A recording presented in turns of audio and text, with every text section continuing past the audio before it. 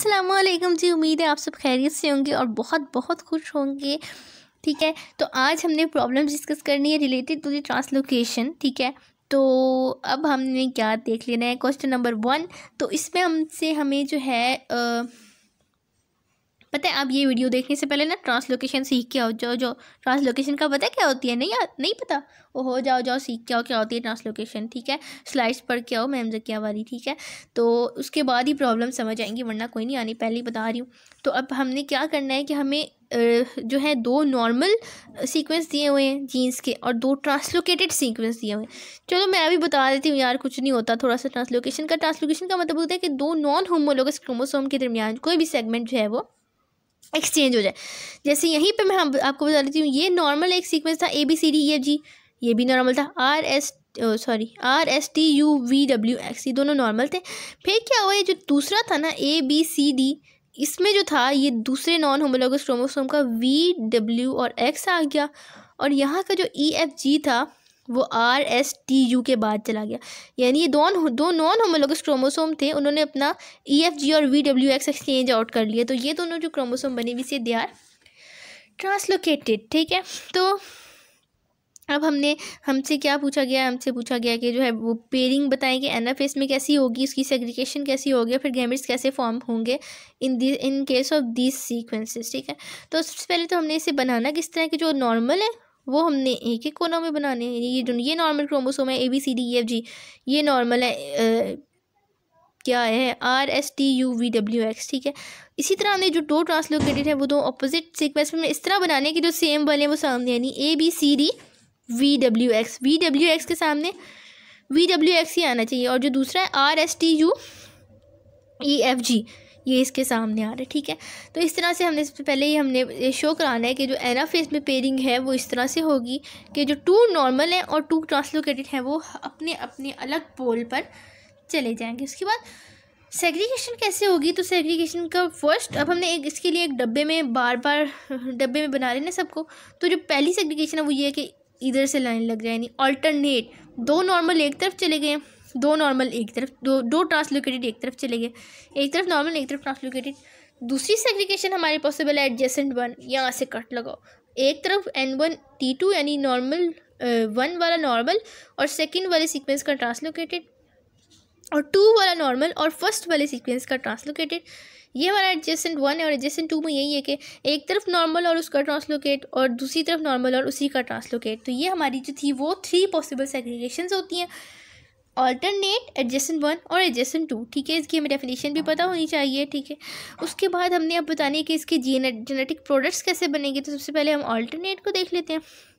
Alternate में हमें पता है कि N1 N2 एक तरफ है और T1 T2 एक तरफ है, तो इसके भी गैमेट्स इसी से बढ़ेंगे, जो है N1 N2, यानी N1 है ABCDEFG और N2 है RSTUVWX, और इसी तरह N1 N2 T1 T2 T1 T2। अब आप देख रहे हैं ये गैमेट्स तो पता लगा कि N1 और N2 बन गए, T1 और T2 बन गए। ये 2 दफ़ा क्यों है?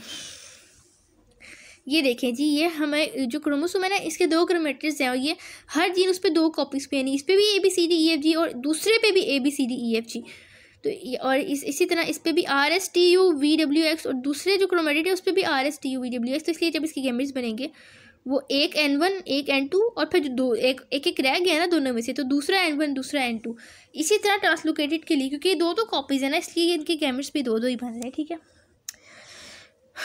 उसके बाद एडजेसेंट 1 में आप देख रही हैं इसी तरह एक तरफ N1 है एक तरफ N2 है, मतलब जिस तरह सेग्रीगेशन हो रही है ना, गैमेट्स भी इसी तरह बनने और 2 दफ़ा बनने। ये आप देख रहे हैं N1 N2 N1 N2 फिर ये दूसरी तरफ था N2 और T1, यानी एक नॉर्मल और फिर दूसरे वाले क्रोमोसोम का ट्रांसलोकेटेड। और एडजेसेंट 2 में हमने इसी तरह बनाना है कि एक नॉर्मल उसी का ट्रांसलोकेट, एक नॉर्मल उसी का ट्रांसलोकेट, दूसरा नॉर्मल उसी का ट्रांसलोकेट और दूसरा नॉर्मल उसी का ट्रांसलोकेट। जिस तरह से सेग्रीगेशन हुई थी उसी तरह से जो था वो एक एक दोनों क्रोमोसोम से लेकर हमने ऑल पॉसिबल गैमेट्स इस तरह से बता देने हैं। जो अगला क्वेश्चन है ना हमारे ट्रांसलोकेशन से रिलेटेड, उसमें हमें ना एक वाइल्ड टाइप बता दी गई है ABCDEFGH। इसके बाद हमें बताया कि डिफरेंट इस तरह की म्यूटेशंस अगर हो जाएं तो वाइल्ड वाला और म्यूटेटेड वाला किस तरह से पेयरअप करेगा ड्यूरिंग द प्रोफेज 1। तो ये आप फर्स्ट वाला अगर देखें ABCDEF फिर EF, यानी इसमें डुप्लीकेशन हो गई।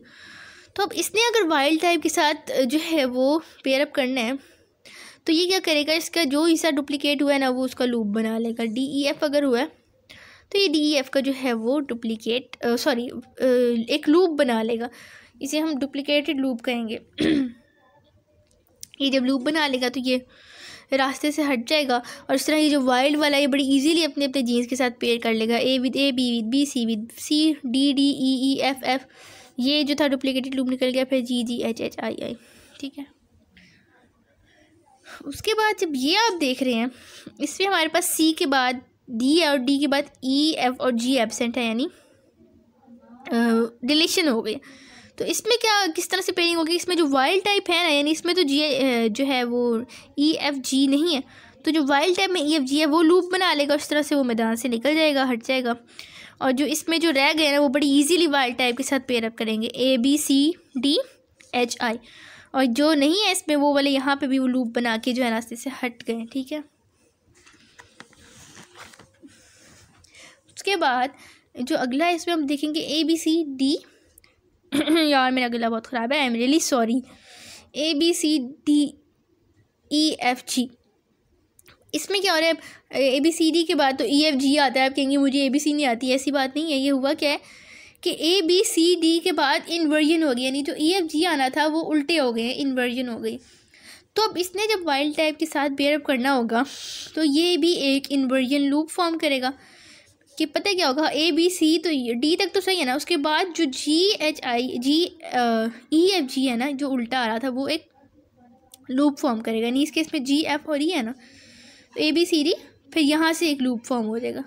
तो ये इस तरह से लूप फॉर्म होगा तो हमारा G इधर चला गया, F इधर चला गया, E इधर चला गया, और फिर यहाँ से मुड़ के वापस H और I ये, ठीक है। और जो वाइल्ड टाइप है वो इसी तरह जो है ABCDEFG पे उसको वो एक जो है उसका भी एक जो है वो एक डाइमर या फिर सर्कुलाइज कर लेगी, और इस तरह इसके लूप और इसके सर्कुलाइजेशन की वजह से ये बड़ी इजीली AABBCCDD, और यहाँ पे जो नहीं होने थे इस इन्वर्जन की वजह से, वो इस लूप की वजह से देखें EE सामने आ गया, FF सामने आ गया, GG सामने आ गया, क्योंकि यहाँ से जो सीधा होता तो नहीं होता ना, लेकिन इसने एक लूप फॉर्म कर लिया जिसकी वजह से GG के सामने, FF के सामने और EE के सामने आ गया।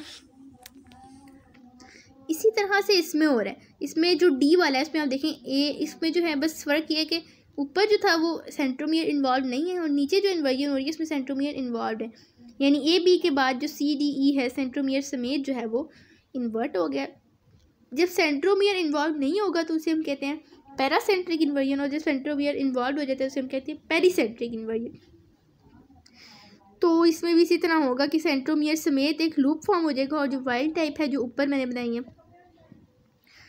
वो सर्कुलराइज हो जाएगी, और इस तरह जो हमारा उल्टा हुआ पोर्शन यानी EDC आ गया ना, किस तरह वो पेयर करता, तो उसने एक इन्वर्जन लूप फॉर्म किया। AB इधर से ऊपर AED ये C, और फिर यहाँ से सेंट्रोमियर है, और ये आगे FGHI, ठीक है। तो इस तरह बड़े इजीली C के सामने, D के सामने और E के सामने आ गया। तो ये हमारा क्वेश्चन था, इसमें पूछा गया था कि ये वाली ख़राबियाँ आ जाएँ तो किस तरह वाइल्ड टाइप जो है वो पेयर अप कर सकती है। तो हमने बताया जी कि किस तरह से जो है लूपिंग के ज़रिए से, और मतलब किस तरह से जो वाइल्ड टाइप है वही मुड़ जाए, डिलीशन हुई है, अगर जो इन्वर्जन हुई है तो इन्वर्जन लूप फॉर्म हो जाए, डुप्लीकेशन हुई है तो डुप्लीकेटेड वाला रीजन जो है लाइक दिस एक लूप फॉर्म कर ले। तो हमने बताया कि किस तरह से पेयरिंग हो सकती है। तो आज की वीडियो के लिए इतना काफ़ी है। I hope you all understand. Thank you so much. Bye bye.